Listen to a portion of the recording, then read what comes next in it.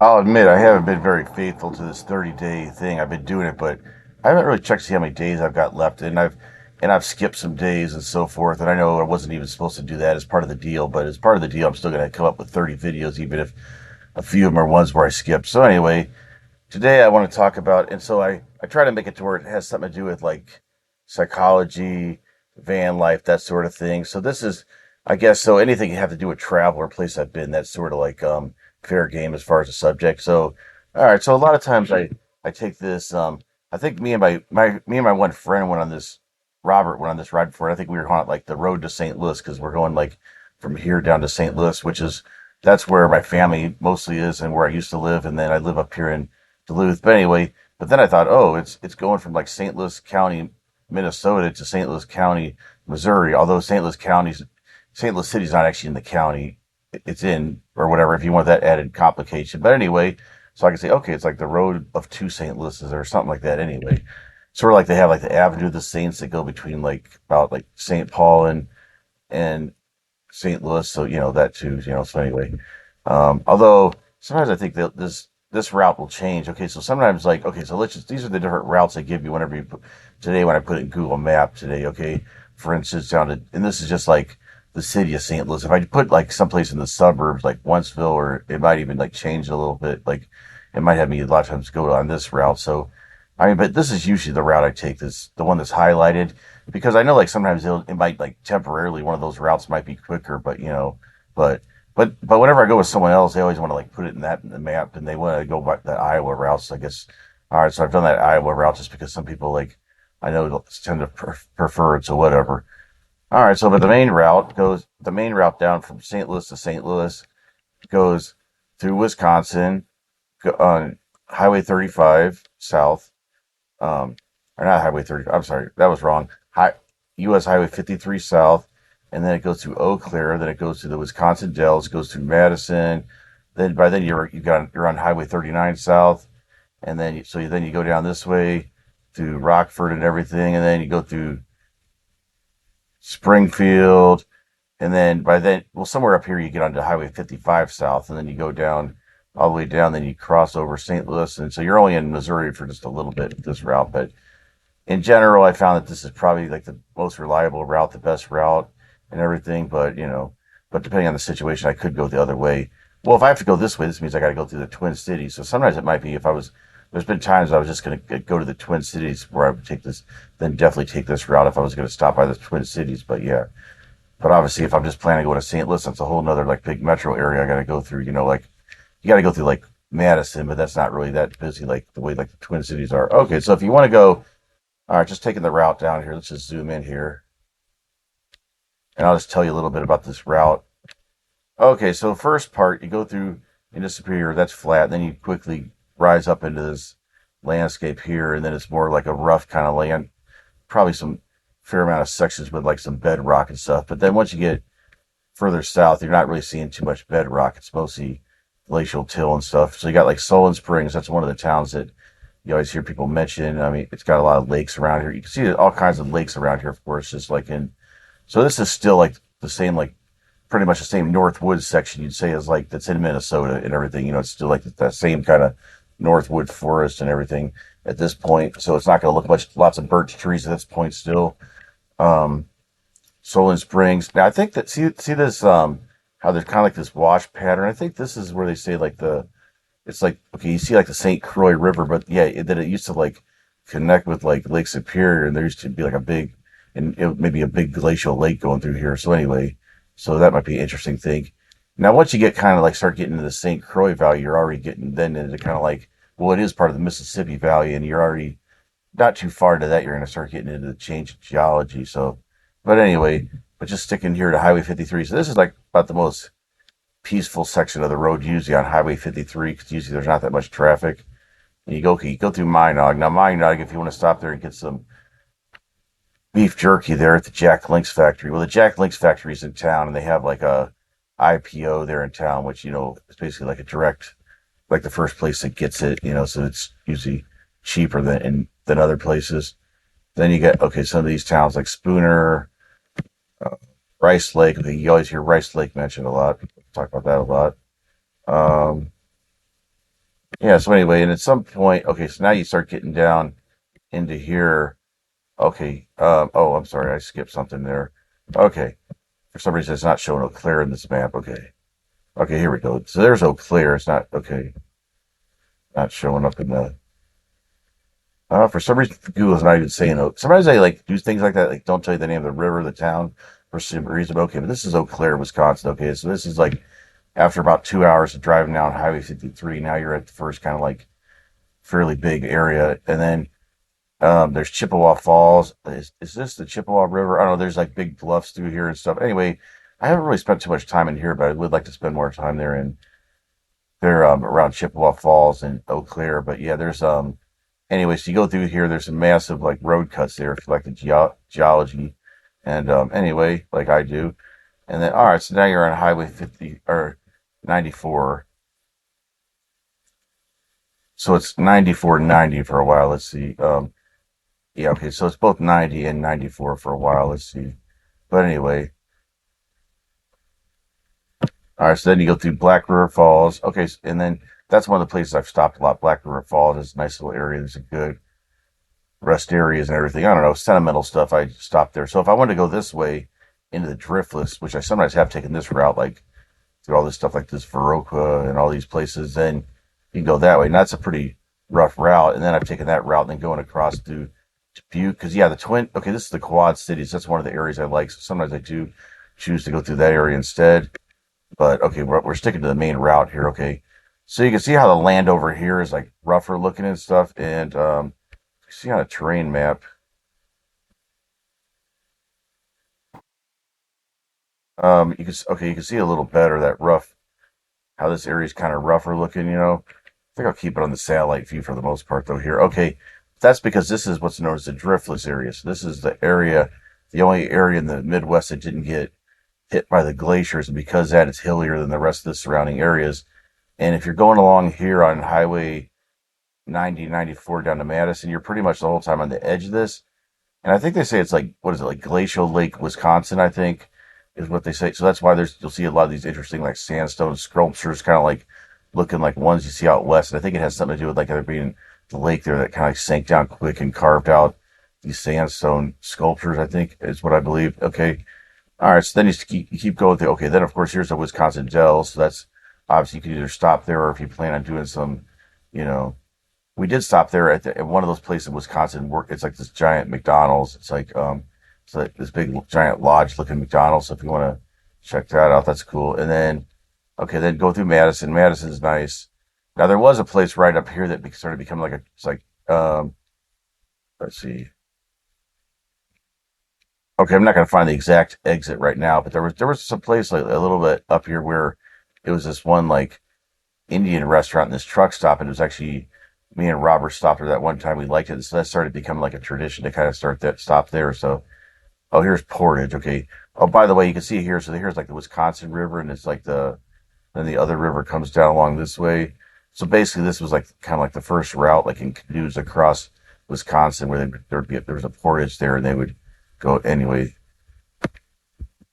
All right, now you go through Janesville, and okay, now when you go through this area, you're in the Rock River Valley, which it was an important river as far as like people from New England came to settle there. Okay, so all this whole area, we're going through an area here that was until you get down to the Illinois River, almost that where you could say it was really heavily settled by the Erie Canal type New Englanders, who came in on the New Erie Canal. Earlier, it was more like a mix, but this particular group was just a group that came in, and they were people who had, for the most part, had a good amount of money to invest on good land and everything, and had like, in like the industry, like things like the John Deere, like steel plow had been invented by then, and there was a lot of stuff like that, that made it. But from what I read, this whole area along this Rock River, which goes along here, and then it branches off and goes down there away from the highway there. But it was just known as like place that had lots of mills, and it was just like a natural place for people like milling type lumber people from New England, or or maybe it wasn't centered around the lumber maybe so much because there wasn't really, but the other kind of milling. So while you had all these people coming in, these farmers and stuff, you had like these people, so obviously when people move to a different, they're looking for a place. If they had a certain craft, they're looking for a bit part of the country that had more things available for that craft. So if you were like a farmer, there wasn't any farms that were cheap left in New England, you'd want to come out here and get a farm. Or if you were a miller, or if you're a lumberjack, you might have want to move to like, there was a group that moved from South Carolina out to north to Washington State to because all the timber out there and stuff like that. There's been different migrations like that of people who have certain skills moving to areas that. Okay, so you go down this, you're going straight down the road here. Now you're on Highway 90, and it's a nice flat kind of prairie area going through here. A couple of nice rest areas and everything. And you're kind of like not too far from Chicago here. You're kind of going, but you're far enough away that you're not really in the Chicago area so much. Now, I think like right across in this area is like the one place where there's a toll road, and it's a little confusing the way it's set up at the moment. But anyway, because ever since COVID, they don't have a person there actually taking money and stuff, and I don't know. And then you're not sure if you want to get this easy. Basically, I don't know. When I've gone through there, I'm like, okay, if they send me a bill, then I'll pay it, But anyway, so yeah, so now you're crossing down here, you're going directly south here, and this is a pretty empty section going through here. There's not a whole lot. Okay, now you go here, the Illinois River. Now you could really say this whole section of 39 is pretty like, you know, sparsely populated, but one area that's more populated is this area along the Illinois River where there's this LaSalle and a bunch of a couple different towns like that. Now, last year when me and Robert went through there, they had right off the highway, they had this giant like it was around Christmas time we were going down there, and they had this giant like light display set up there around that LaSalle and some of these other towns around had put up, and I guess it was actually in the town of LaSalle. It's kind of tough looking at here to figure out the exact borders, but anyway, and we got off the highway, went through there, and it was yeah, it was pretty cool. They had lots of like it was kind of like it was all like pretty flat and stuff, but it was a lot of these displays, but not a lot of them weren't super big displays, but they were still like like they weren't quite like like what we have here in Duluth, like the Bentleyville, like the giant ones like that, but there weren't. It's more like, but they didn't have a bunch of like big trees there and stuff. So, but as far as like a really like it's a giant one with lots of nice things that people sponsor different ones, different families. They sponsored for from different people who had died, family members or whatever, different. Anyway, it's really nice. The only complaint about that thing is that it was kind of like long, and they should have had like another place with some bathrooms along the way. And there was like kind of like it was one of those places too where they didn't really have a way like once you got in it, you had to almost go through the whole thing. There wasn't like any like quick exits where it's like okay, if you had enough, you could pull out here. But besides that, it was really nice. Yeah. So as you switch over to the Illinois River, now you're switching really into the culture of Southern Illinois, even though it's pretty far north of the state. A lot of times, yeah, I think south of Illinois is like a lot of times more like considered like Southern Illinois. And one thing that's different is if you look at even like the map of like where the Cardinal fans, it seems like pretty much once you cross the Illinois River, it's mostly all Cardinal fans. So you know, if you look at maps of that. So anyway, um, yeah. So then you go through some of these areas like Bloomington. A lot of these kind of nice small. Okay, now you're getting on this section where you're going. Now you're when you get on here. Now you're going through like a section that kind of parallels Route 66. So that's anyway. So Bloomington, yeah, that's one of the places that was built because there was a bloom there. A lot of times you see stuff like bloom, like or a grove. You see things with grove or bloom or something like that. A lot of the places that. Well, actually, I think that was actually called Bloom's Grove. So I guess it didn't have to do with the botanical definition so much, but yeah. All right, so then you start going here to like Lincoln and stuff like that. Now on the approach to Springfield, now you have okay, so Funk's Grove here. All right, so that's one. This is one of the places you can see it's a pretty big section of trees compared to some of these other ones, and you can also see like a lot of times naturally what happened is there was trees that kind of remained in these valleys where they were kind of protected from the wildfires and stuff.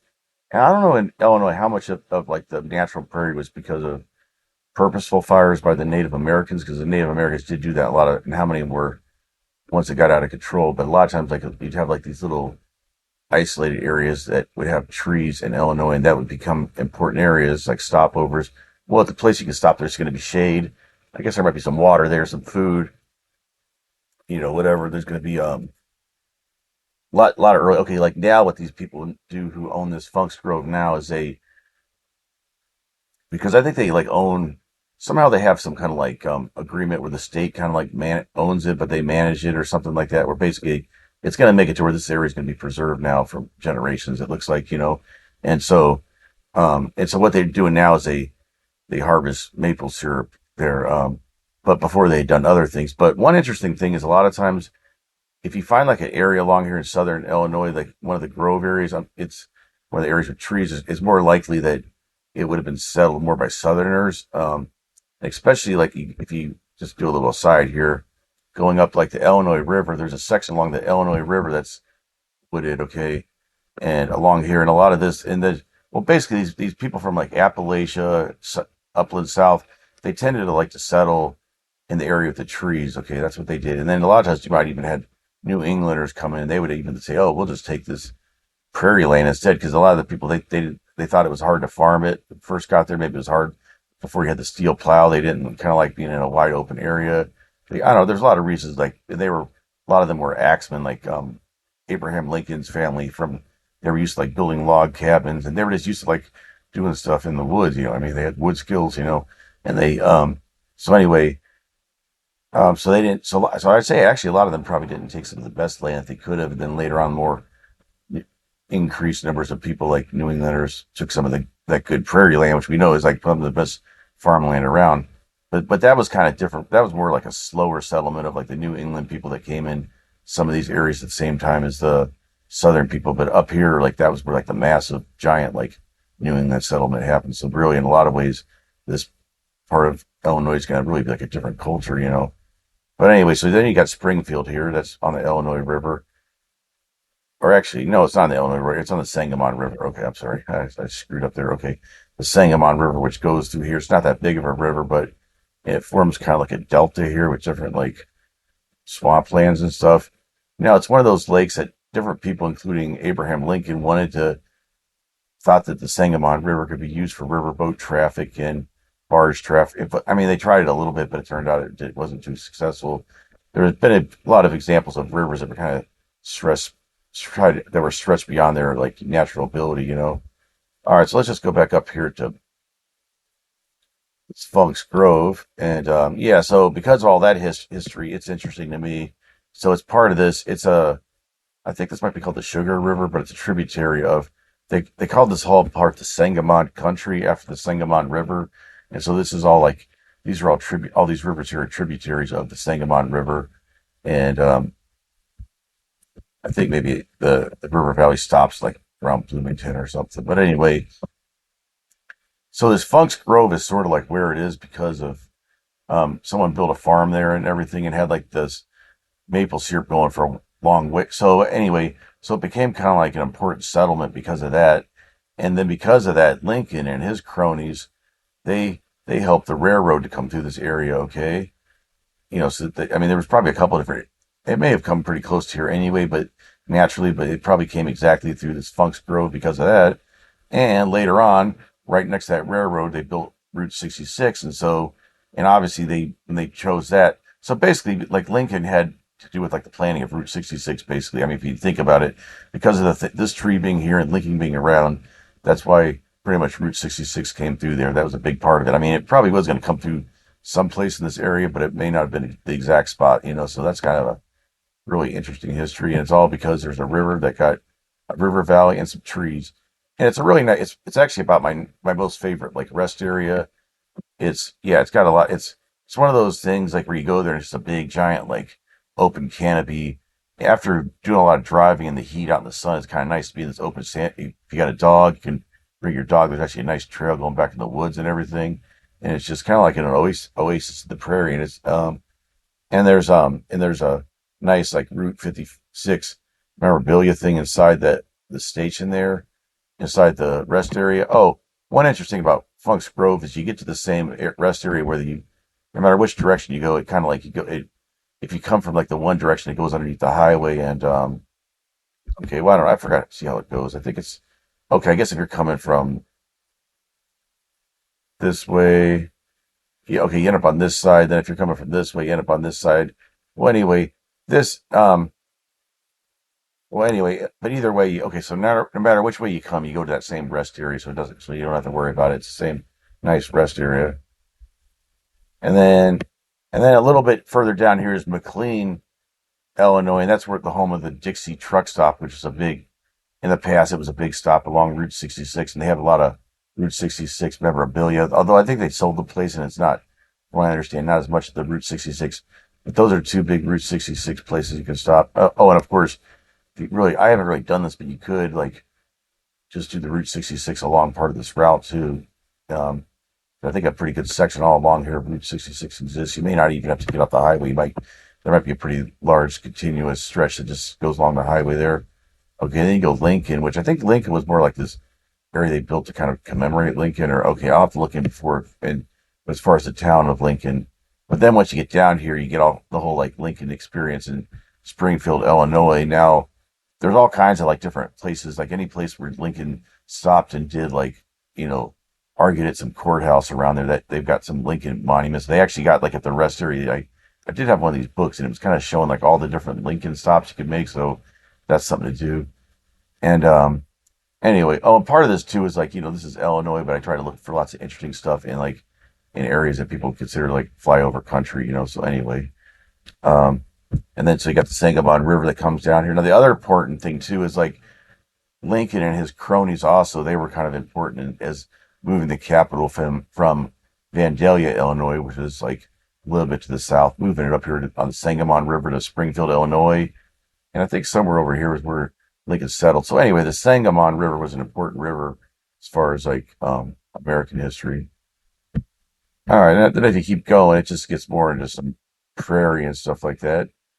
Nice description. Oh, one thing is we found that like in Springfield, there's a thing called the horseshoe sandwich, which is like the one piece of like food that's kind of famous for the area. I mean, my friend Robert's always got to stop it for some famous food thing, so just like I got to stop for any historic kind of thing. So anyway, and so it's like this, what was it? It's like a sandwich with like cheese fries on it. So anyway, all right, so then you just keep heading through some of this, more prairie and stuff, Pleasant Prairie. Okay, then you start getting into the St. Louis area and then cross over. Although in reality, I would probably cross over down here because I usually go to my mom's house and she's more like in this area actually. So anyway, yeah, so that was, and then as far as like the other routes, I want to get into the other routes. Well, that's the way I go. It's much more like a rough route, rough scenic route. If I want to go through some of these small towns, go through Quad Cities, okay, I could take that way. I think normally the way I would go is more like that. I would just head along the river down here. That's through Hannibal and all. That's the way I would do it. And then this one, okay, yeah, it's a nice route through Iowa and everything. They kind of change the route on you sometimes. So I've never completely memorized the route through here because it's like every time you put it in Google Maps, it's like they give you like a couple different variations depending on the situations. But yeah, but that's basically a quick overview of the road of St. Louis, or the road between the two St. Louises.